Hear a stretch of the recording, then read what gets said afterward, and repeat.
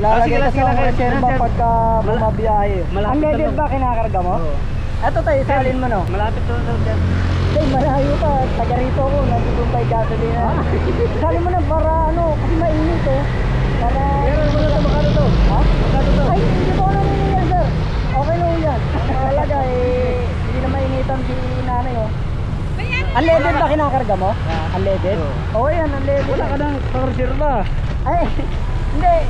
Naglalagay kasi ako ng bote kasi minsan nakakalimot ako magkarga eh. Kaya minsan naglalagay ako sa bote. Saan ko kanina ko kargahan ko? Ay, nakalimutan ko naman. Nangyayari rin sa akin yun. Kaya nagbabaon ako ng bote. Eh, minsan kasi nagiging makakalimutan ako eh.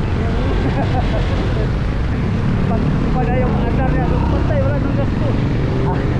Yan, nangyayari sa akin yan. Kaya, ayan, babaon na akong bote kung sakali yung mga nakalimutan ko. Hindi, ihapon na tayo, hindi ka aabot yan. Hindi, okay na yun ay. Huwag mo naalalahanin kasi nangyayari rin sa akin yan. Nangyayari rin sa akin yan. Kaya ako nagbabaon ng bote sa bag yan. Nga tayo, test mo namin. Aandar na. Eh, makakalimutan din kasi ako eh. Mandar na? Ayan, maandar na. Sige, sige. Mainit kasi. Ay, malayo pa ilalakarin nyo. Sabi malapit na daw. Hindi, naroon pa sa unahan.